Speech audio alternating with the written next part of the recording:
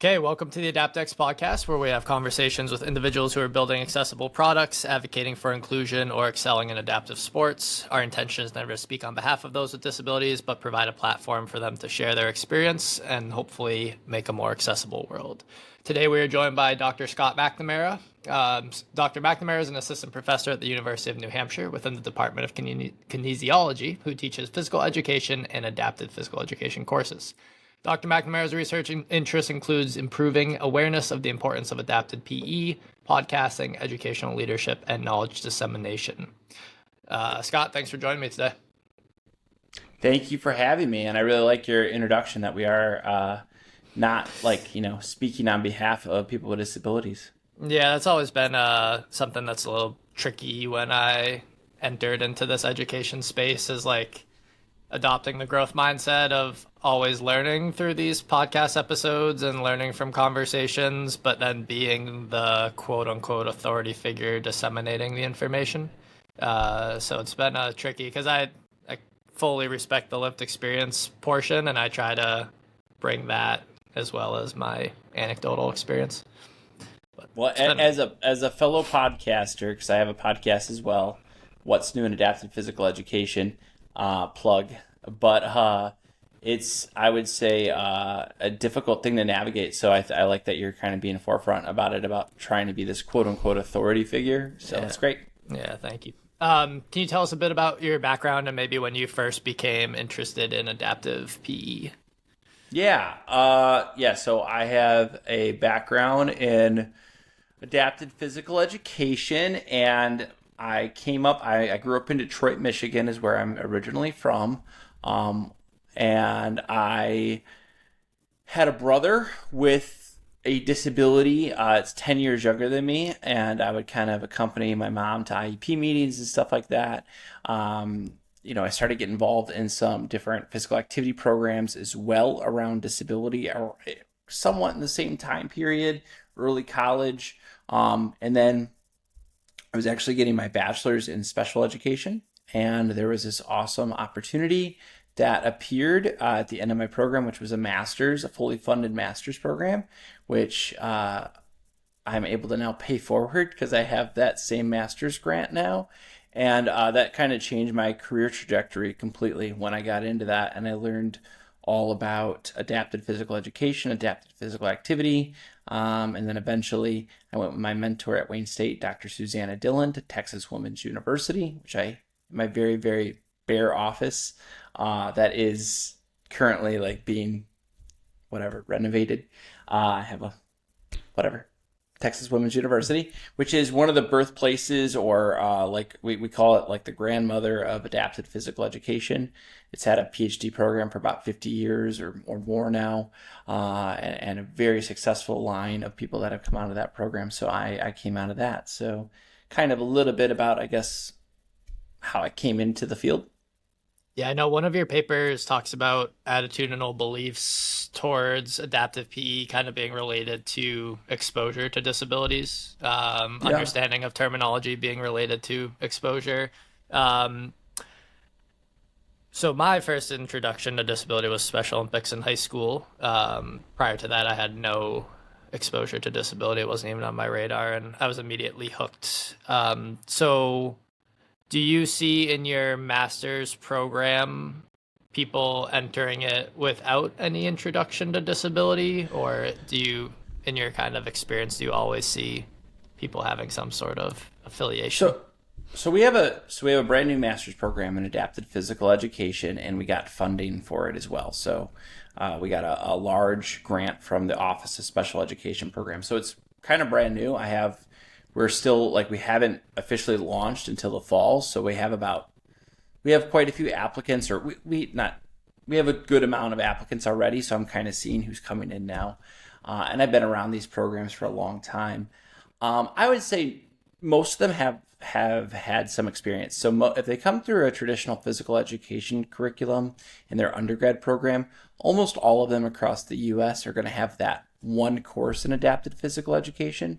That's generally what is in the PE programs. Now, and there's a reason for that. Many states do not have a state endorsement for adapted physical education, so any PE teacher can teach it.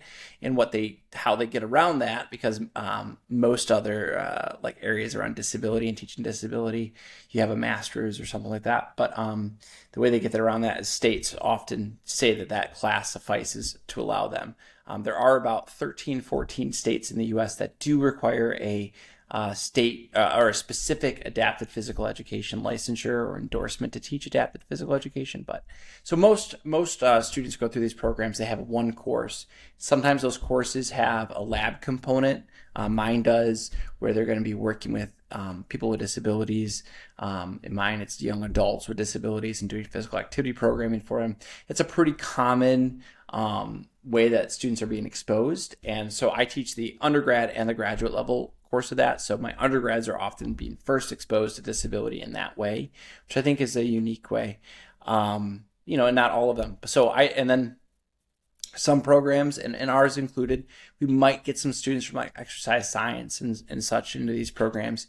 I would say when I've worked around that group, which is not as frequent, sometimes they haven't had as much exposure around disability. And again, that one class isn't always a lot of exposure either.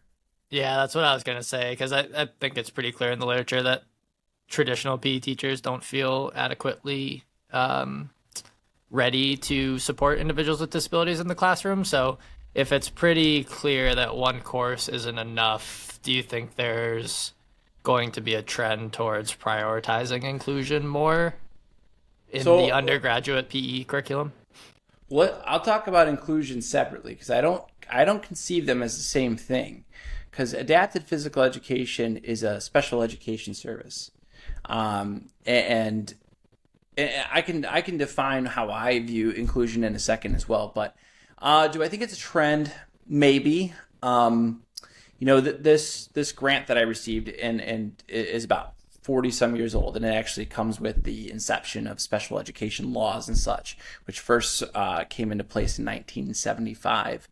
And I think that, yes, you are absolutely right. Like, as far as what we hear around physical education and disabilities, that physical educators often feel under-equipped, overwhelmed, don't have the resources, don't have the support, don't always know where to go. And there's a lot of reasons for that.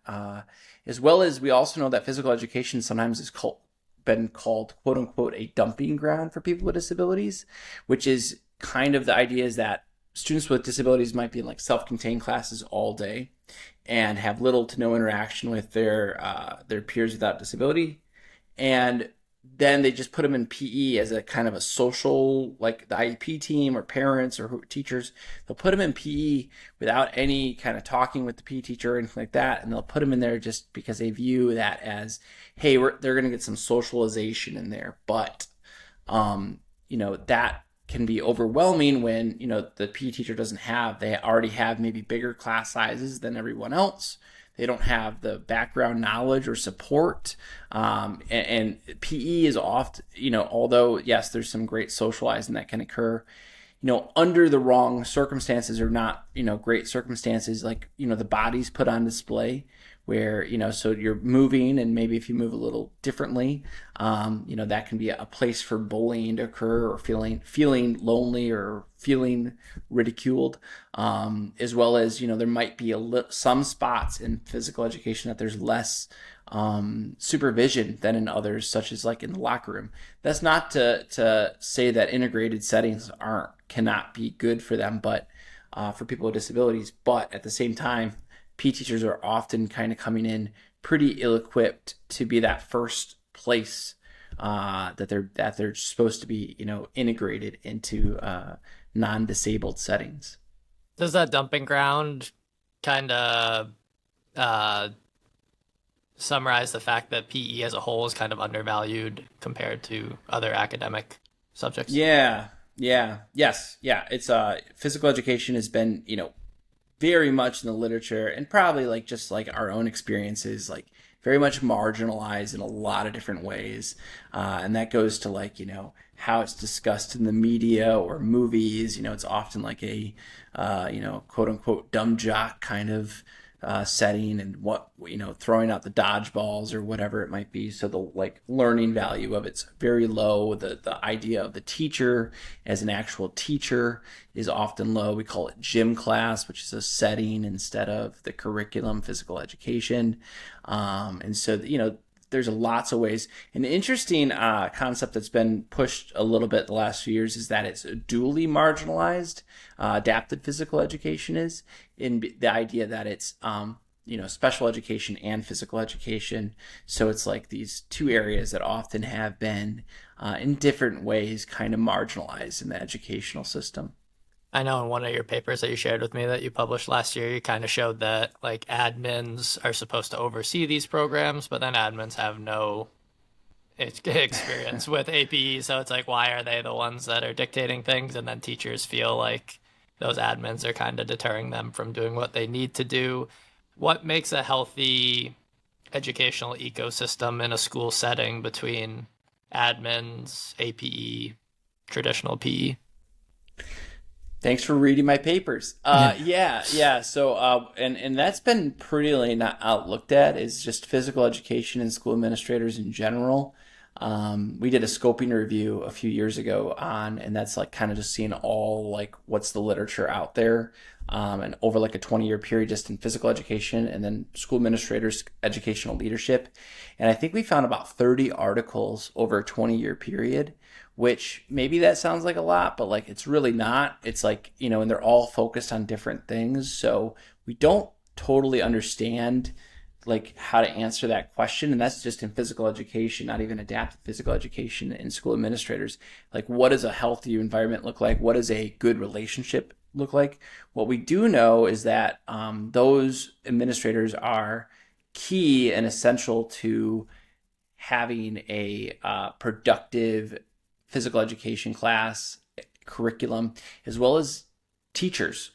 We know that relationship is really crucial, but we don't still fully understand their views and value system around physical education. What the literature suggests is that it's not great, that their understanding of physical education and adapted physical education and special education is often not great, and with what we do know, though, is they might be a little bit more keyed in on maybe special education or physical education, and that's where we can kind of communicate with them. But I would say a healthy place is where there's a lot of collaboration occurring. Best practice around adapted physical education is that they're collaborating with the IEP team, and a best practice within there is that they might even create a motor team where everyone that's working in the motor realm, like the occupational therapist, the physical therapist, and the APE teacher, and sometimes maybe like a speech and language pathologist, are all working together just on the motor aspect of it. That's sadly not a common trend, but it is in certain places. And that's a really great place where like really great strategies and such can kind of happen in collaboration. I would also say when we did interviews with APE teachers, we would find that, we asked them, how does your administrator support you? And some of them would laugh or, ask us, what do you mean? And that's telling. Some of them told us they'd never been evaluated by their school administrator, or administrators never been in their gymnasium within a 30-year period. So those experiences devalue the field, but they also make the teachers, A, not have accountability, and B, just kind of feel like, pretty low on the totem pole. And then I think those are some like kind of quotes from those papers, as feeling low on the totem pole, or not being invited to holiday parties, not walking into the schools because maybe they're in multiple schools and the administrator is not knowing their names. Those are all examples of what poorer experiences are like. So I would say the opposite of all those is having a meaningful relationship, being invited to things, having like feeling like, your administrator's trying to get to know your curriculum, your standards, evaluating you, holding you accountable, trying to like work with you. I think that administrators are really, really vital to that. There are positive experiences I've also heard, and often it's around administrators that are very supportive, and are asking questions, are evaluating, are coming from a place of wanting to learn more and support. With that too, I don't know if it's always the chicken or the egg comes first, but it seems like those places where there's really positive experiences, it's there's often really good APE, PE teachers there.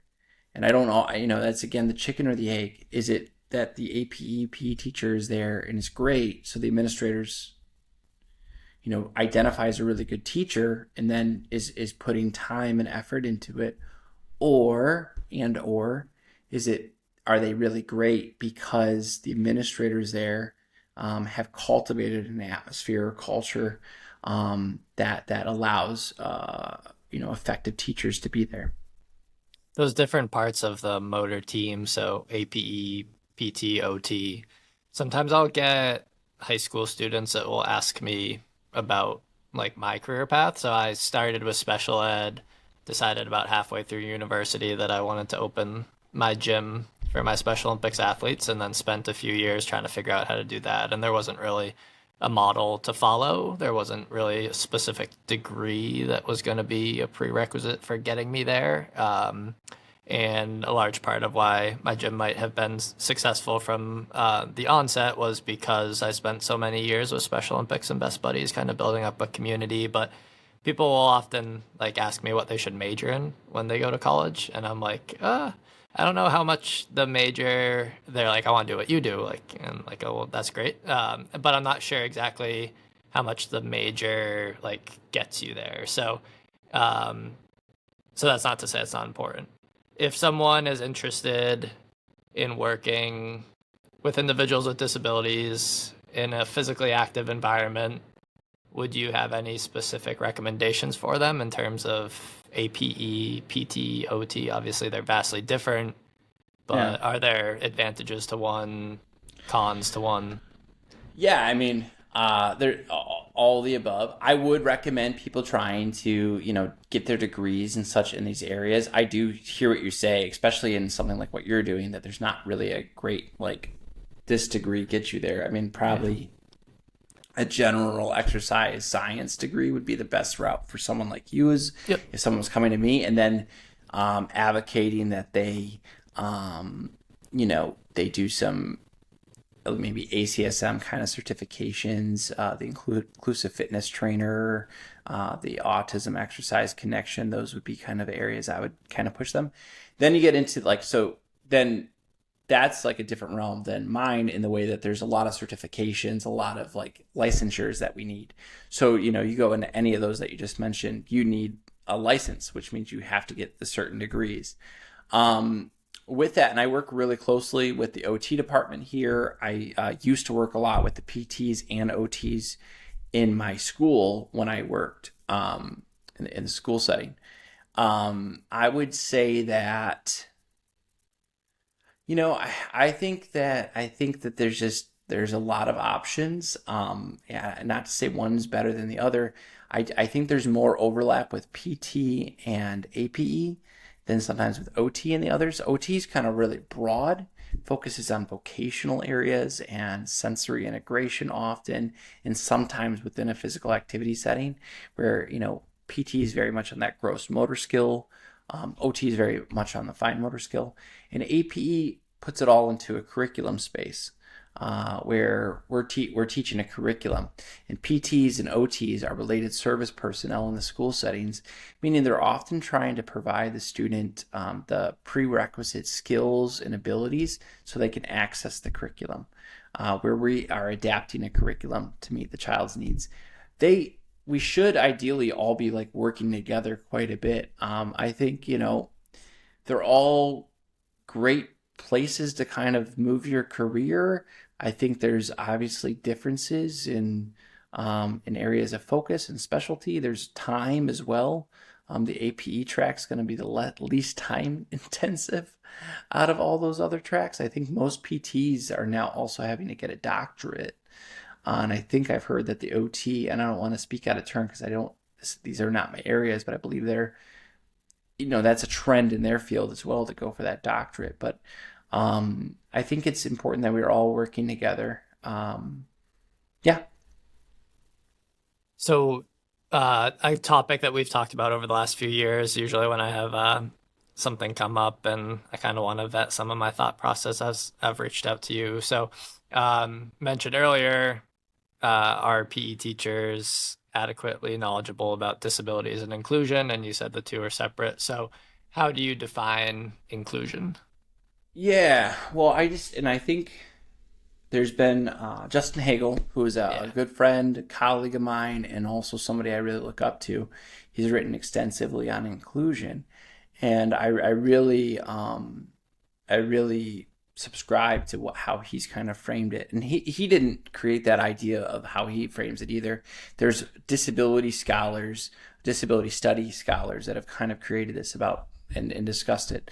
And he has a great paper called The Inclusion Illusion, and I would advocate anyone to read it. And the inclusion illusion is the idea is that we often call inclusion something that it's not, and we're often calling it inclusion to make ourselves feel better versus to actually benefit people with disabilities. And so we often refer to inclusion as simply people with and without disabilities being in the same space as each other. But and I think that can be either an integrated space, maybe sometimes an accessible space, and inclusion. I conceive it as, and again, many scholars have kind of subscribed to this idea of that it's a sense of belonging and acceptance, and that you can have those in a variety of settings. And then also another idea that's been put forth is that you're on an inclusion spectrum, so that at any point in time, in any place, we can feel different levels of inclusion based on how we're feeling, our relationships around us, what's being said and done. And that, at all points, all of us are at different levels of feeling like an inclusive experience. And so I often, when I discuss inclusion, I'm talking about an inclusive experience rather than a setting or a service. And so I often look at it from that. And in those discussions, we sometimes talk about how the conflation of integration and inclusion potentially can have some harmful effects to people with disabilities, and that we frame things, again, we call it inclusive because that's framing it as this really positive thing. But then some things are called inclusive, but they might be pushing more ableist norms, which are discriminatory norms, but they put that label on it to kind of mask themselves as that. And really, we're just talking about integration.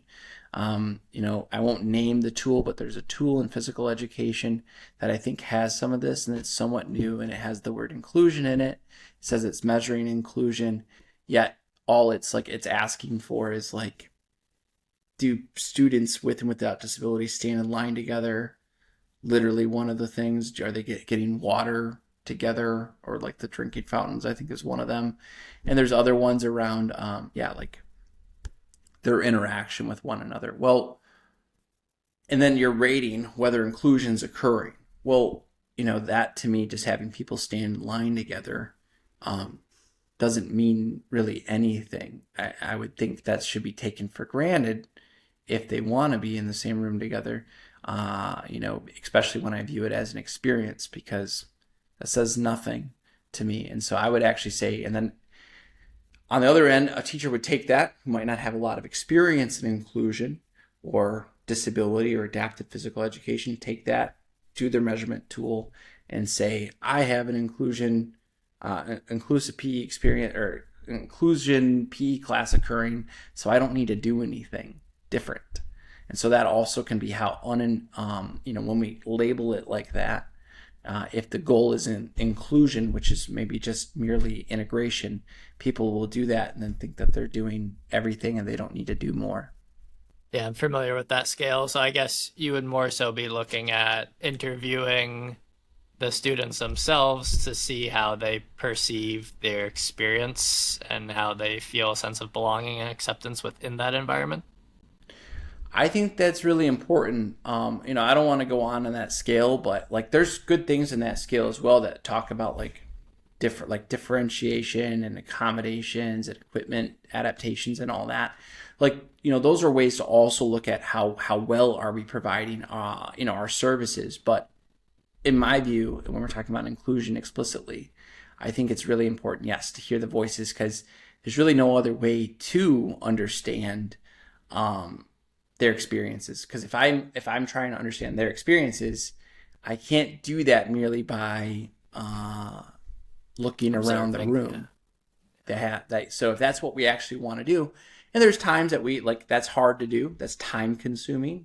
So maybe sometimes we do want to just do a checklist of what am I doing to provide differentiated instruction, accommodations, and modifications, which I know based on literature are necessary to have better outcomes.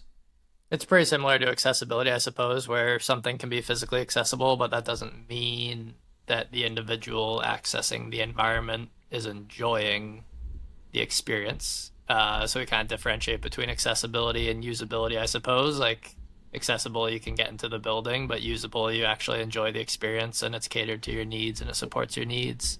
Um, so it's that yeah, multidisciplinary aspect of accessibility. So on the sense of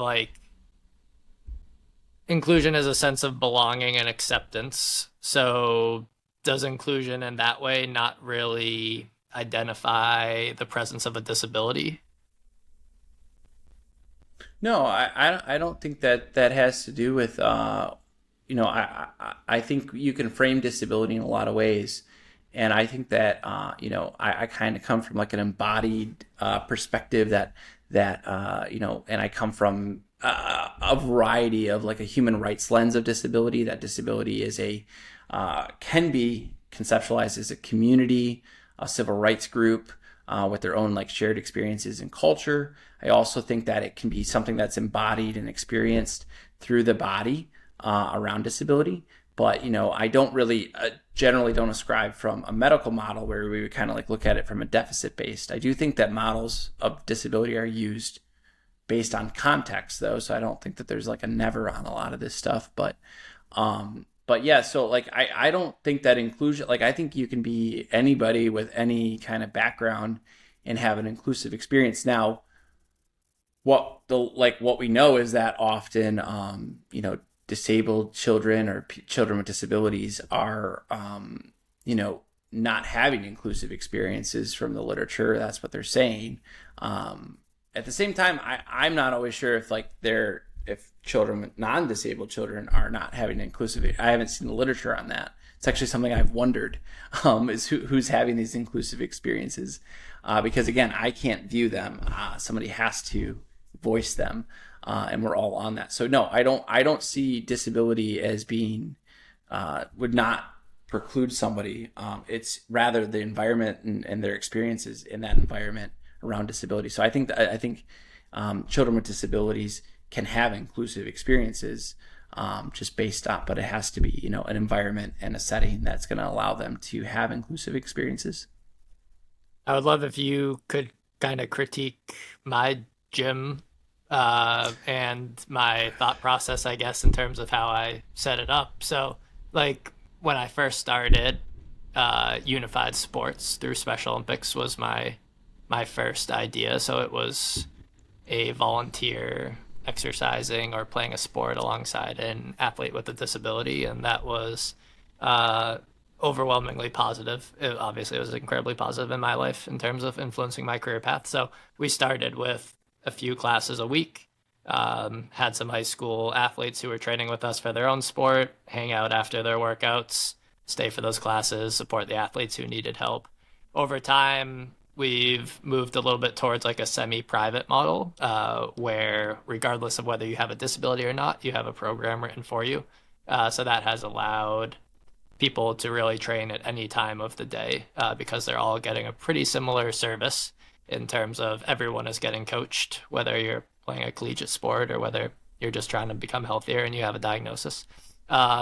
So with that, it's removed some of the barriers of like you can only train Mondays and Thursdays at 5 p.m. Hmm. Like you're able to access the gym at whatever is most convenient to you. So to me, that was a step towards being more inclusive. People could dictate what environment they felt most welcomed or most comfortable in. If you want to go to a couple sessions a week, we have 2 sessions a week where it ends up being a lot of our athletes with disabilities.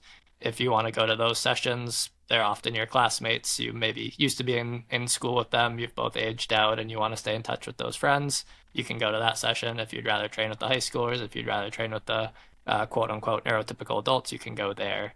Um, so where I guess maybe just with that global view of our business model, do you identify any issues or how would I improve it? No, I don't. Mhm. I what I ascribe to from my philosophical standpoint is options. Yeah. Um, and I push for, like I with my class. One of the first days, I ask everyone in there, how many sports they played and all that, and I get a big, like big array of them and a lot. And I had a lot of people that used to play a lot of sports and do a lot of different physical activities.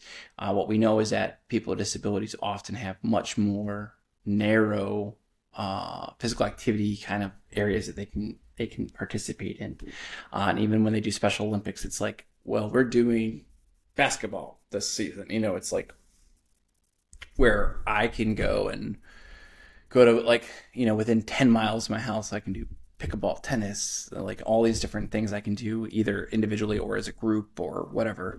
And I can self-select that. So I think the more options that and also with that, like I can do those in a men's league, I can do them in a co-ed league, I can do like, different ages, like there's all these kind of like options that I have. So I advocate for self-autonomous, where like people can select their own things. So I think the more opportunities for them to do that is good. So I don't really have a critique on your model. I think it's a good model. I just think that we should have like, if they want to go to their local YMCA, that should be accessible as well. Like they should have different, like they should have any option that I have is or we should have Yeah. Yeah, those options. obviously, yeah, that's essential, but at the end of the day, there are barriers. Someone with Down syndrome can't just go play pickleball with you as successfully Yeah, unless no, there's some level of support. they can some, like many Yeah. times they can. It's just there's often, and it does change, like yes, there's motor skill things, there's health things, but generally a lot of those things are attitudinal, Right. structural issues that either they don't feel like they're welcome there, or they really aren't welcome there, Yeah. and those things. So yes, but I think that, like, I think that those settings are good for them. And you asked a question earlier about inclusion, and you might have asked this before the podcast started. I can't remember, but you asked a question about, like, can inclusion happen in segregated settings, which is maybe a little bit what you're getting at too with this.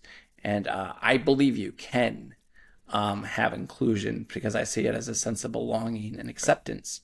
So I think you can, like, I think that, like, I think in a way there's a little bit of a problem that we often do, again, from, I think, underlying ableist norms, is that we say that a disabled context or setting where people with disabilities are interacting with each other is less than settings that are predominantly for non-disabled groups.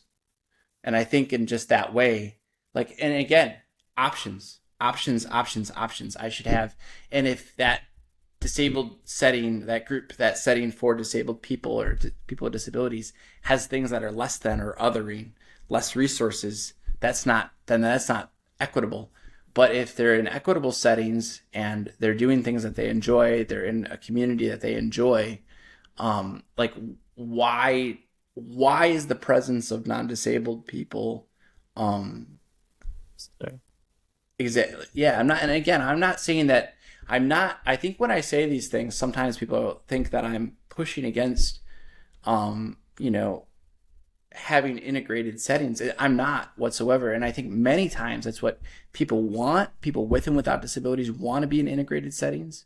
They don't identify with the disability community. That those are things that they want. But what I philosophically move towards is freedom of choice and autonomy over those choices.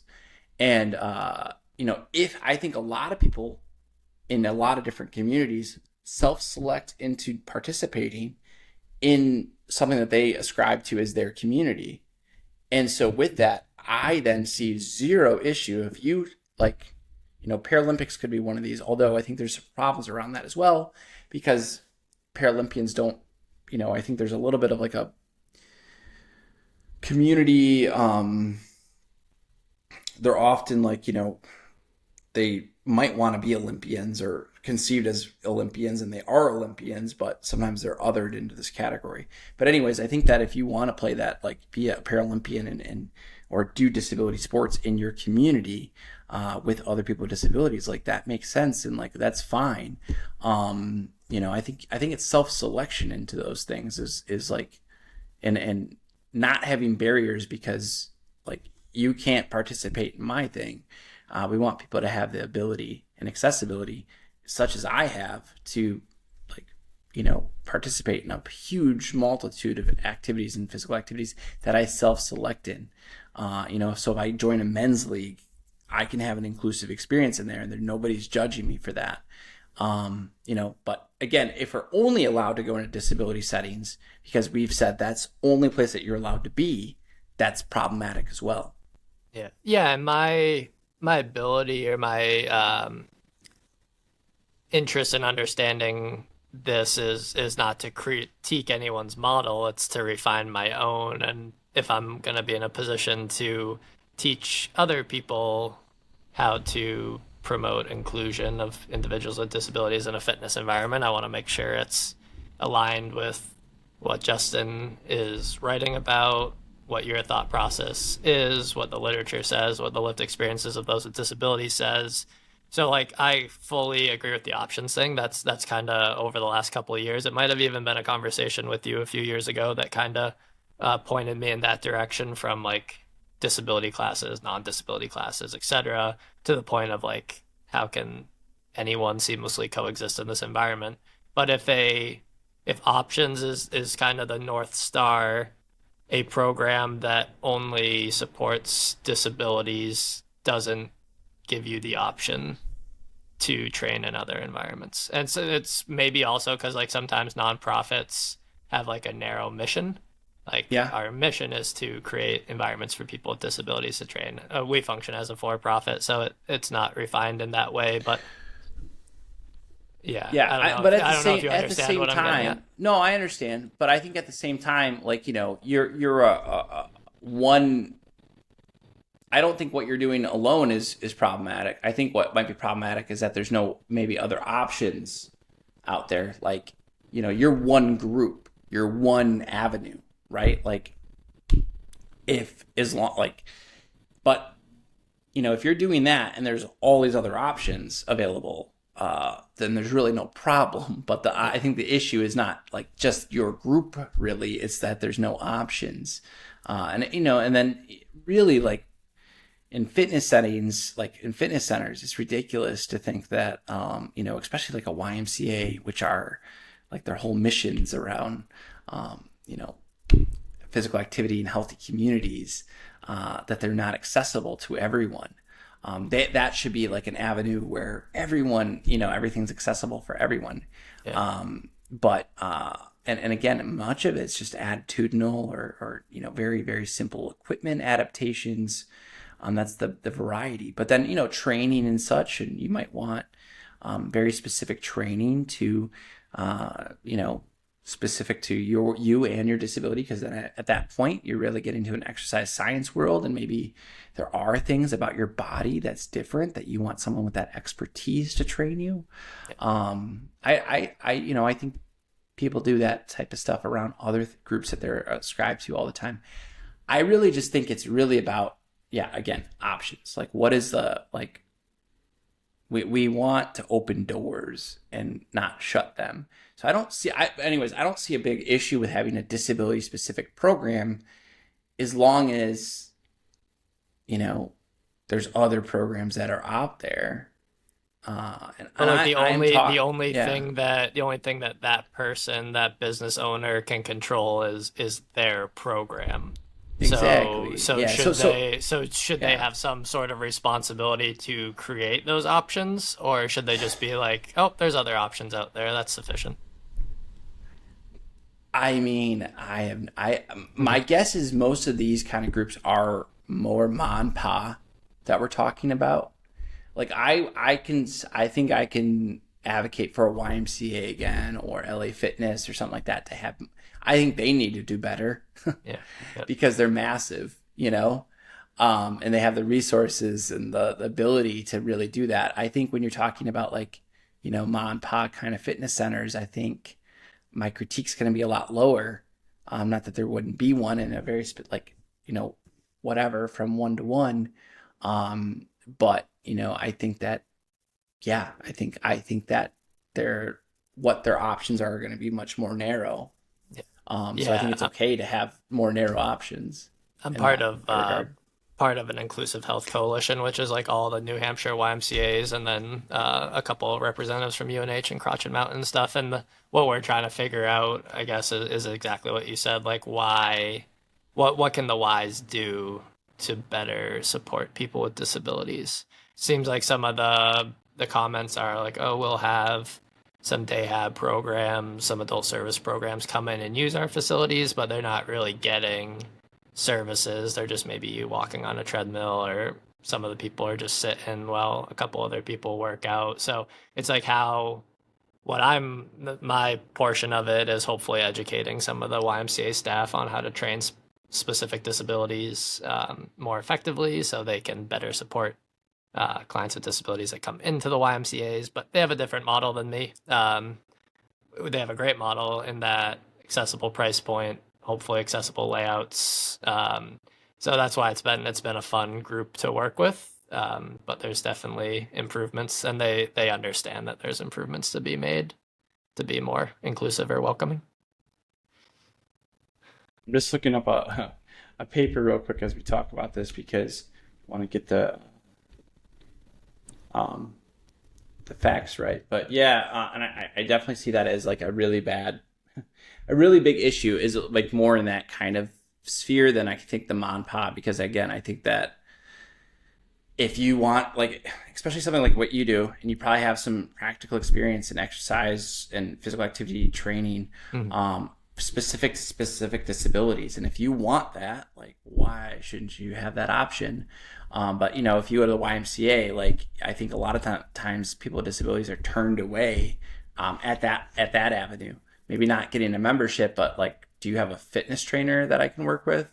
And like, then it's like, and so there's a paper by Sean Healy that came out in 2022, and it's called The Gatekeepers to Fitness. And he did a really, really interesting study where he emailed to 800 fitness centers across the nation.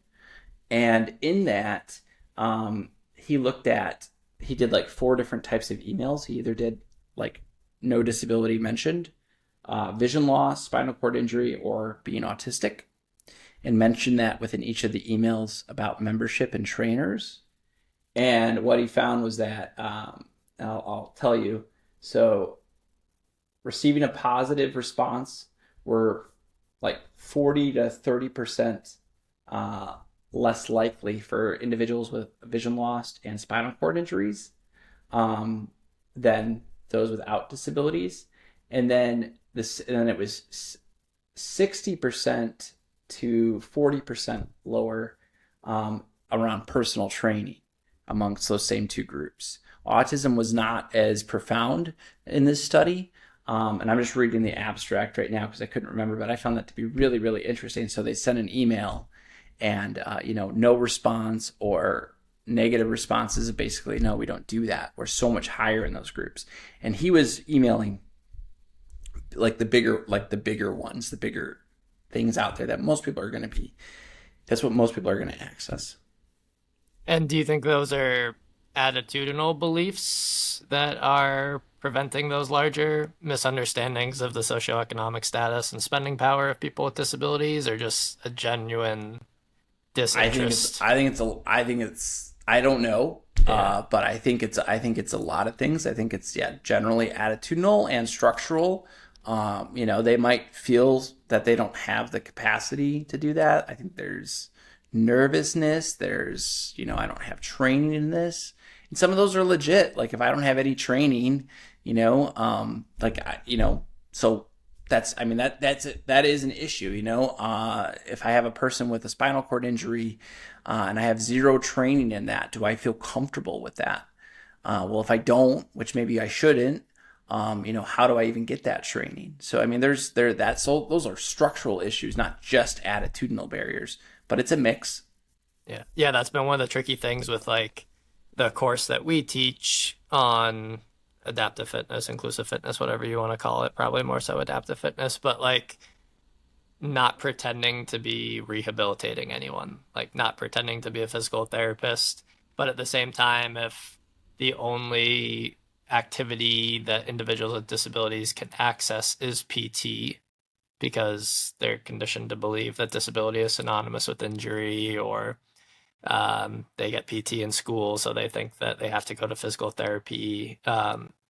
If they never get access to a recreation environment, because all fitness professionals are worried about working with people with disabilities, then that's not options. So that's where we kind of identified that like education was the place that we could have the largest impact.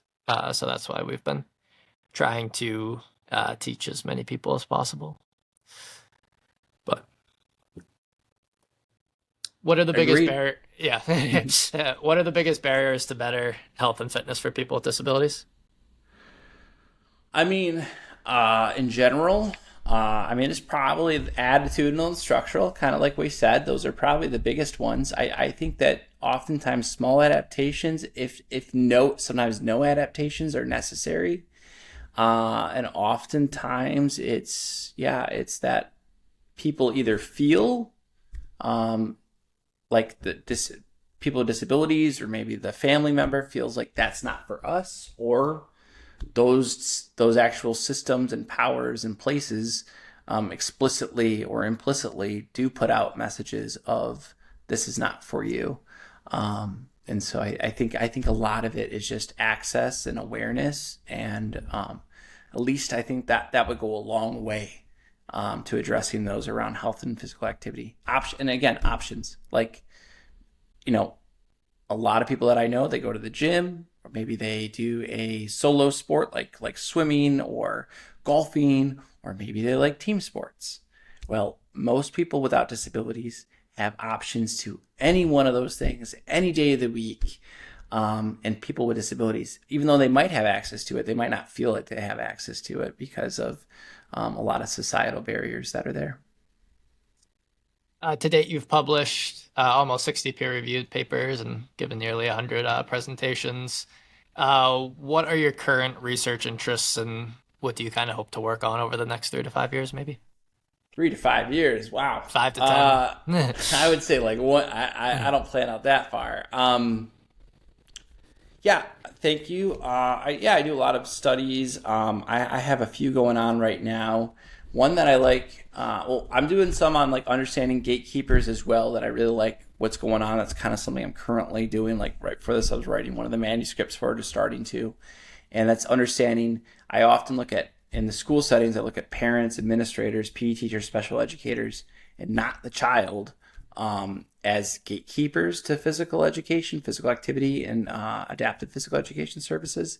So I want to understand, like, I think there's been a lot of studies that looked at one of those groups. Like, so I've done some on school administrators, but I'm trying to now look at it as this kind of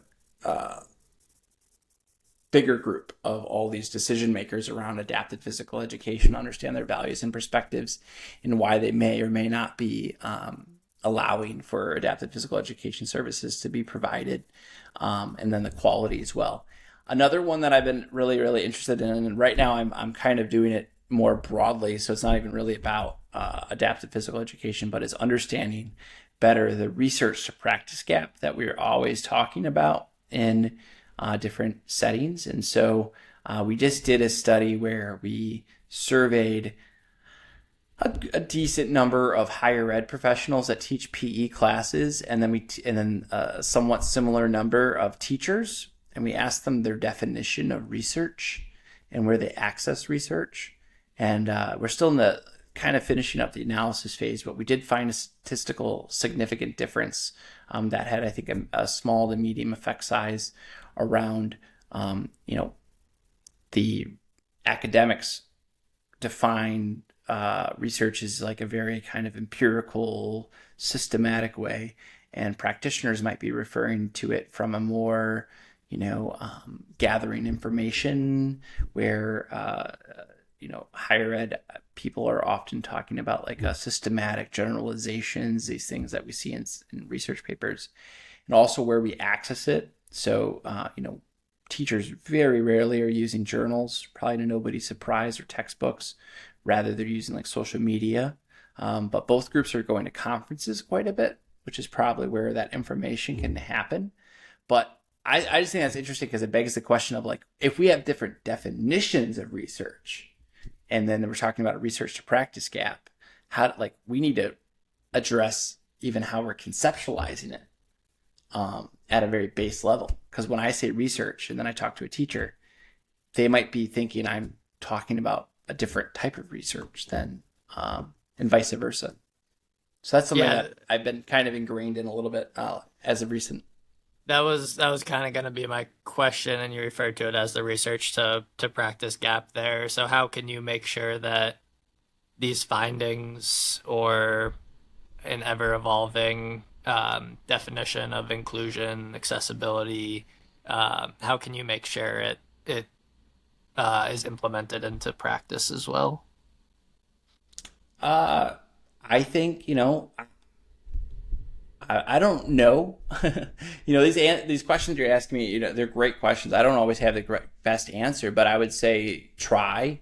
I would say talk to, I think like an important thing is humility in these conversations from my standpoint as a professor. I hate when I see professors kind of stand up with a level of authority or expertise. I think can be used in that vein of like, as you said at the beginning, we are trying to understand lived experiences of people and such. And so I think humility is really important in how we do that communication, and that we are learning from one another as well. So it shouldn't just be a one directional way that we're communicating either, which I think often it is. So it's a two-way communication. Because maybe I need to learn how they're conceptualizing research as well. Like maybe my view of research is more narrow than it needs to be. And then I think like forums like this, podcasting, I don't see an issue with social media as long as there's some vetting of the information that's going through. So I think accessible things. I would go with the same idea I was pushing before as options. So how can I provide different options of knowledge? That's important. That's like if research articles are only in journals, we know that research to practice gap is going to persist. So then what are the options? And I think there's still a place for those journals where we can kind of get really, nitty gritty into language and methodology and all that. Obviously, but like, how do we then disseminate that? And what are all these different options maybe that we can provide that information, such as podcasting? You just received a large grant to develop this 1-year master's in APE program at UNH. Hopefully, I'm not misarticulating that. But what do you think is going to be superior about that program to other APEs, or what do you hope it does differently than other programs? I mean, I don't even know if I would compare myself right now to other programs. I think that in general, so we're the only funded master's program, fully funded, although the University of Virginia has a more unique funding and more unique program. But our closest geographical place would be in University of Wisconsin, La Crosse, which is, so that's, quite far away from us geographically as far. So we do have funding. And with that funding, we have obligations to our students, or our students have obligations. So they have to work about 80 to 100 hours in the field outside of their coursework a semester. They're going to go to conferences. They're going to present at conferences. So I think those things will make it unique in how involved they are in the field, where they're going to be like really teaching. They're going to be really engaged in it. And I also think that I think that in general, we're going to have them engaged in a good level of research and engaging and reading like primary source literature, as well as engaging in a little bit of research. So I think those things would make us a little bit more unique. But I think that there's several quality APE programs, and we just have to get people to take them because we have such a severe need of APE teachers in this region especially. How do you gauge the efficacy of an educational curriculum?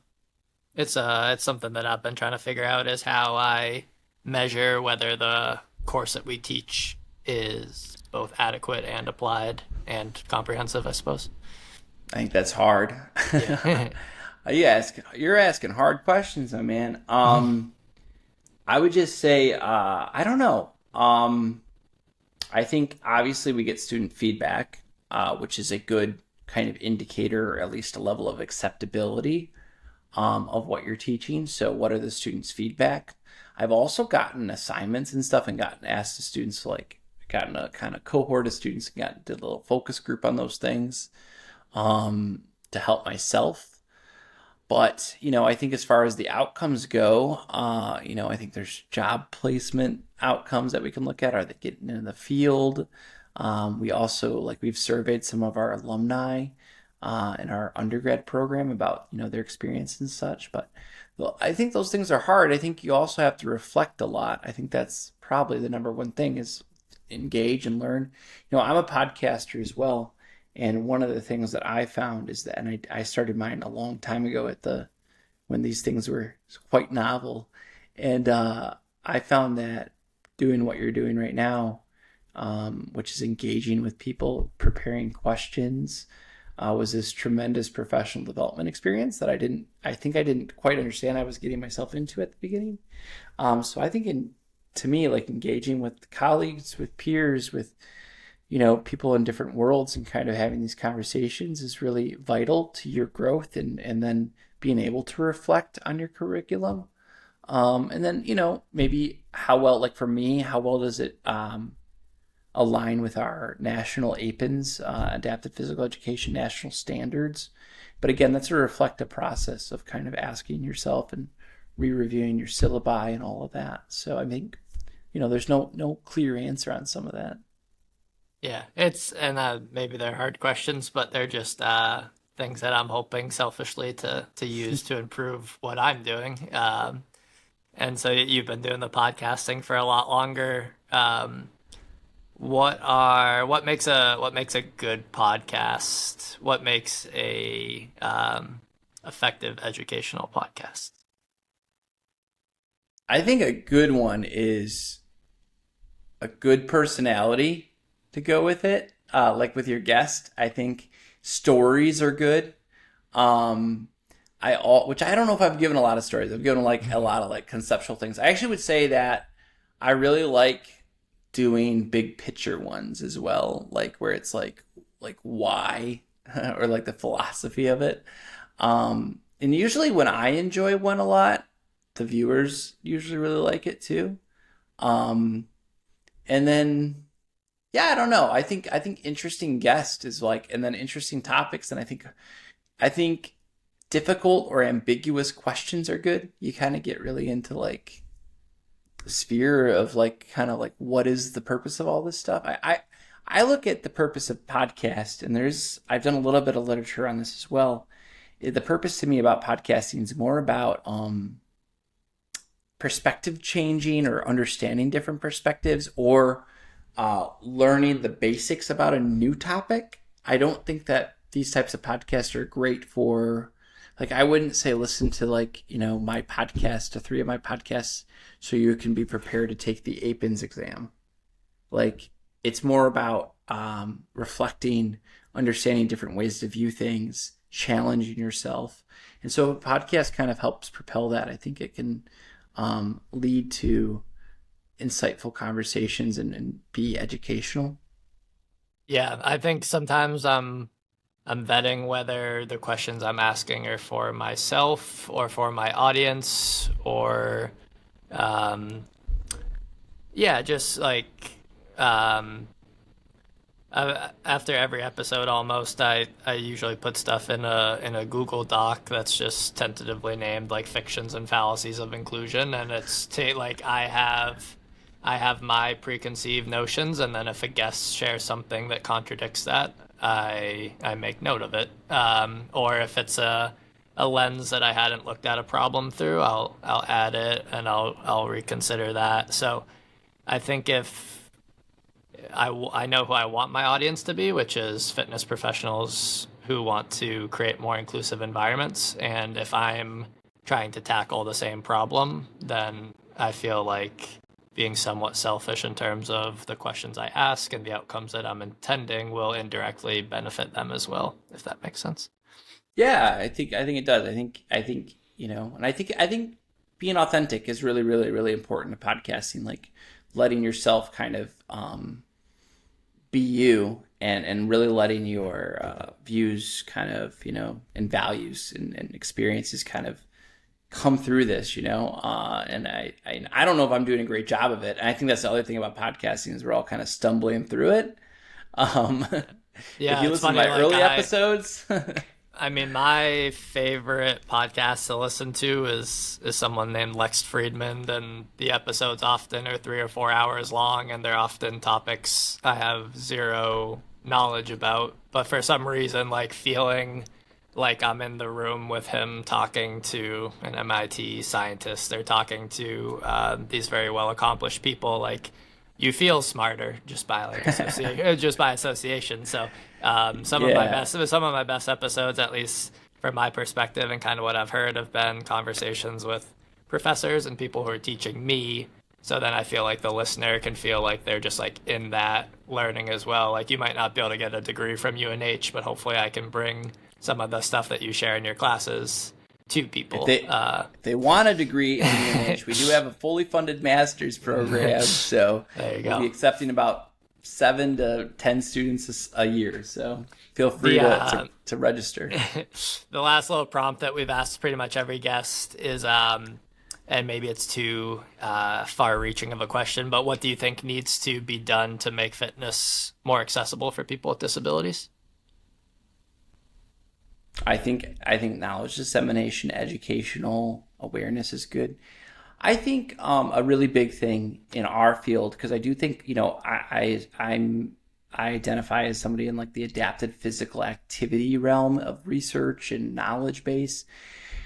We need more representation of people with disabilities or disabled persons in those spaces, and I kind of think in all those spaces. So like in academia, like we're generally like the people, when you look around at these conferences, including myself, it's mostly non-disabled people talking about disabled people.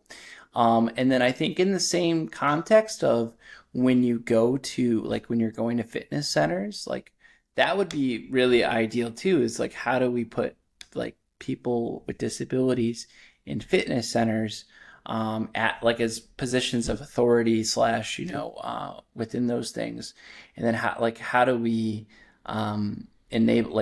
enable their expertise and have representation in all those.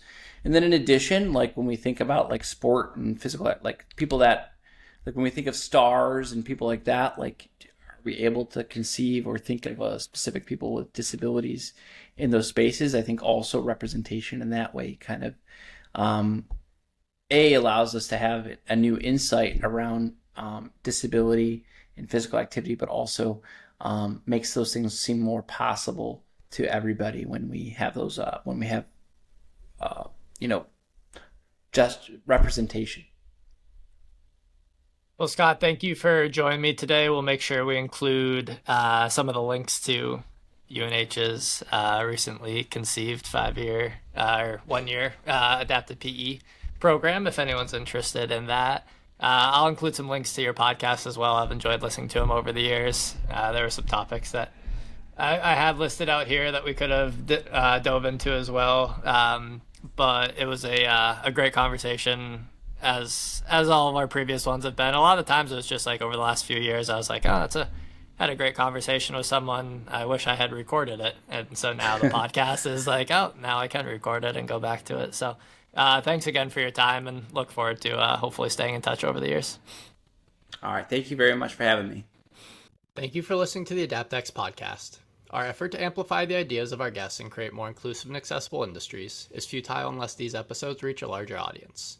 If you enjoyed our discussion today, please leave us a rating or a review on whichever platform you use. And if you would like to learn more about AdaptX, the course that we teach to health and fitness professionals and the projects that our organization is working on, you can subscribe to our newsletter through our website, www.adaptx.org. Until next Monday.